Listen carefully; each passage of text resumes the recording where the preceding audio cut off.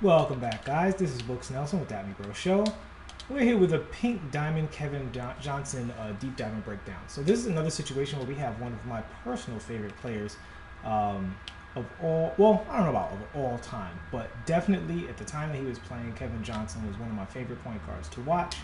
And when he dunked on Elijah Wan, that was just one of the super highlights I don't think I'd ever seen a small point guard dunk on anybody like that before that moment. I'm not saying he's the first to do it by any stretch. I'm just saying that's the first time I've seen a little guy rise up. And even though Kevin Johnson was known for being generally athletic, he wasn't out there dunking on people all the time, especially not centers. And that was one of the craziest highlights ever. So I like Kevin Johnson. Do I like this card of Kevin Johnson? I'm gonna say yes. Do I? He's not competitive. He's definitely a funsies card. So let's get that out of the way right now, right? If you want to be competitive, first of all, if you want to be competitive, there are, in my opinion, I don't know if there are any truly top tier competitive point guards for free. I think the point guard might be the one position that you have to pay to be elite. Now, that having been said, I think James Harden is a good card. I think Zach LaVine's a good card. I think they're usable. I think even Tony Parker, because he shoots so fast, offensively he's usable, and defensively you just get what you get. But I think you can still win with Tony Parker. Aside from that, unless I'm missing somebody, I don't think there's anybody in the point guard realm that I would say is truly a top tier competitive point guard. They start off at usable and they kind of go down to where we are with KJ, which is this is for funsies. That having been said, on the fun tier list, this card is going to rate very high. He's got basically elite animations all over the place. He's got the Pro Hezi. He's got a very smooth, very easy to make and green jumper. He's got excellent dunk animations, and I could be wrong, but it looks like he has Dino Raja arms. Like his arms look extraordinarily long, almost like they balanced out. Okay, he's 6'1", no one's going to want to use him. We can't make him taller, but we can make his arms longer, and that does look like that's what they did. So if this card played much more like a 6'3" than a 6'1", I wouldn't be surprised. Now, I think competitively, there's no reason not to use a 6'5" guard unless you're talking about Dwayne Wade. He's the only guard under 6'5" that I think you can make a case for being like top tier, right? Everybody else, I do think the Diamond Westbrook is excellent for what he's doing, but he's a diamond card, so really what you're doing there is you're going for lower overall like matchmaking and stuff like that. But with KJ, I do think this is more of a funsies card. There's no telling how he's going to perform defensively, but let's go ahead and get into the breakdown. So that was just a little preamble. For the people watching this video, this is definitely a funsies card, and I think you can have fun. You can go on a TTO and beat people soundly with this card. Is he better than Amethyst Iverson? That's the one question I would have. Like if you're looking to go on a TTO and have fun with the card and bust people up, is he better than Amethyst Iverson? Which is important because Iverson is 2 tiers below Kevin Johnson. Now I will say, this Kevin Johnson is a fantastic dunker.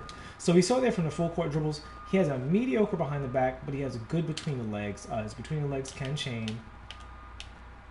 So it can chain. It's not the elite version of that, but it's still very, very good. So, still generally top tier.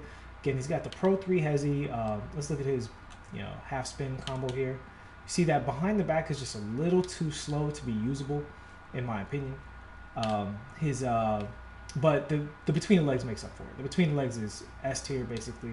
So whatever in any situation that you would have normally done the behind the back, just do the between the legs and you're good to go.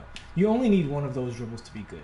His crossover has a big delay, so that hesitation before the crossover I think makes it tough to use. We'll check the crossover behind the back, see how that works if he can cut off some animation frames. Well, he actually doesn't want to do it, which is very strange because it's a very easy move to do. Yeah, so I see why he doesn't want to do it. He doesn't want to do it because those early frames are not cancelable. So when you input a second input, he thinks you're asking him to do something else. But because it's not a huge cancel window for that. So all that having been said, So again, this is his jumper. It's a good jumper. Is it fast enough to peak? This is the one thing that could have made him usable, is if he was outstanding off of the quick shot, the pro hezi, or the peekaboo.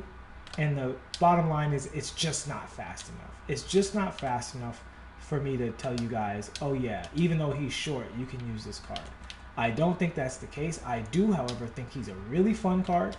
I think he can probably hang with most of the short point guards in the game, possibly because of that wingspan. But quite frankly, there is no reason on God's green earth to play any cards like this over a Wes Unseld, who is right now roughly 70, 80K, depending on what the auction market is looking like, and is legitimately, in my opinion, a top tier S-class point guard in this game. Better than, again, most of the opals in this game. So, for funsies, I rate a big old thumbs up for Kevin Johnson, and I will probably be taking him when I feel like just busting on somebody with a short card.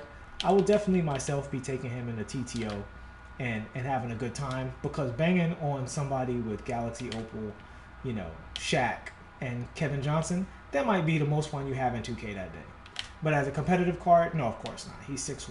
Though I do think they probably juiced his wingspan to make him play better than a 6'1". So if he plays like a 6'3", don't be surprised.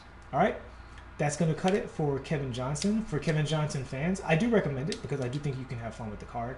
But obviously, if you're being extremely competitive in this game, there's not going to be any room in your lineup for a 6'1" point guard. I don't care how long his arms are. All right?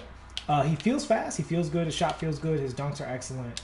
He has generally excellent animations across the board. The only sore spot for his animations are his behind the back is pretty rotten. His crossover is not super great. Outside of that, every other animation is pretty good. He's got a nice step back.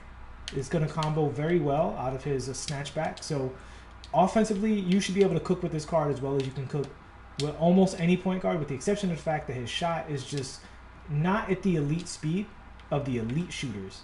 So people will close out on you better than if you were using Dwayne Wade or something like that. But outside of that, or Tony Parker. Outside of that, big thumbs up for this card for funsies. But if you're competing, look elsewhere. All right? Hope this was informative for you guys. Please like and subscribe if you have not already. I'll see you back for the LaMarcus Aldridge deep dive very shortly. Peace.